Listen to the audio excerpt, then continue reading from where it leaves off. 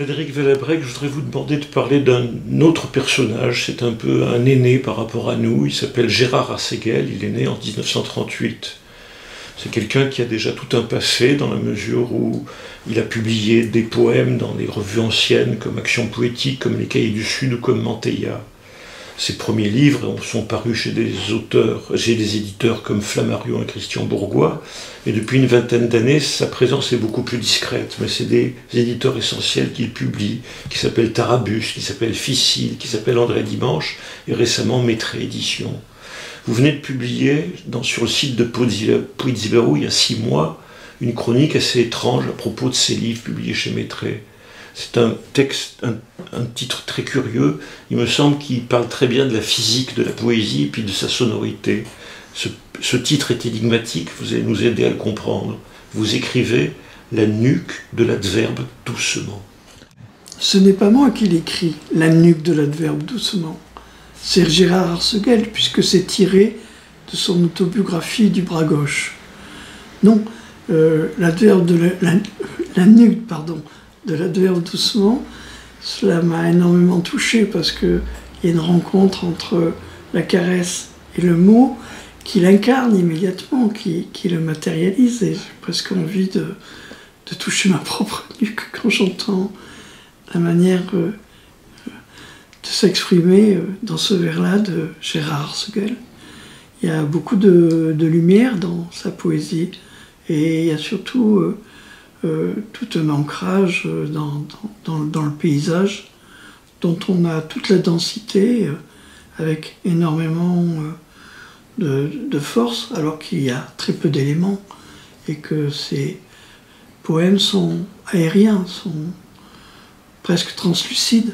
Et c'est dans cette transparence-là qu'arrive sans doute le paysage, la terre et la caresse et la nuque. Et l'évocation sans doute d'amour ancienne comme dans Autobiographie du bras gauche. J'ai découvert Gérard Arséguel grâce à un texte qui s'appelle Mespace pour Mousba, où il y avait ces mêmes qualités de résonance et d'évocation à travers un dialogue, sans doute avec quelqu'un peut-être à la dérive ou à travers quelque chose qui pourrait être le phénomène de l'alcool, mais rien n'est dit. Il y a une sorte d'hésitation sur ce qui se passe, sur le lieu, mais toute l'intensité d'une quasi-crise, d'une quasi-rencontre, d'un quasi-moment d'émerveillement, et là, sans que nous puissions repérer quelque chose qui soit photographiable ou représentatif. Et ça pose la question de l'effort d'abstraction que l'on a dans la langue, et combien la pensée de l'abstraction a été à l'œuvre dans la poésie contemporaine, étant donné que le cadre a explosé, que le reportage a explosé, que le contexte s'est enfui, mais que tout est là par le mot et par le son et par la manière de poser le vers. Et là, j'ai été extrêmement aussi séduit par l'instinct de la versification et l'instinct du vers dans Autobiographie du bras gauche.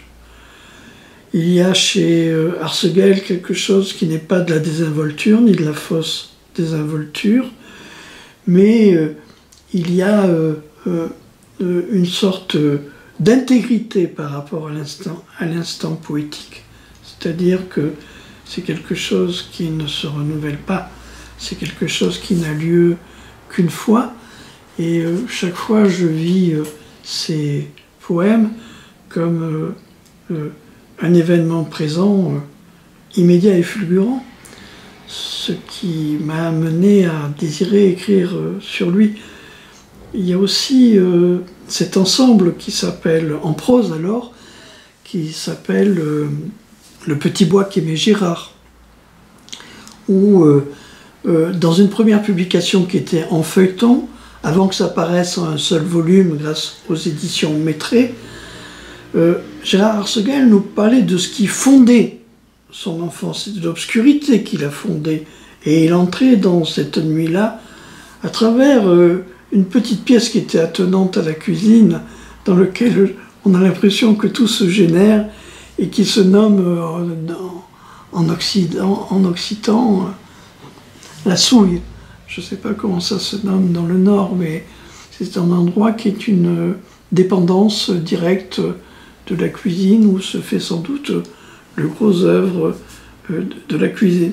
Et ça me séduisait énormément que cet espace de gestation soit la matrice de cette écriture.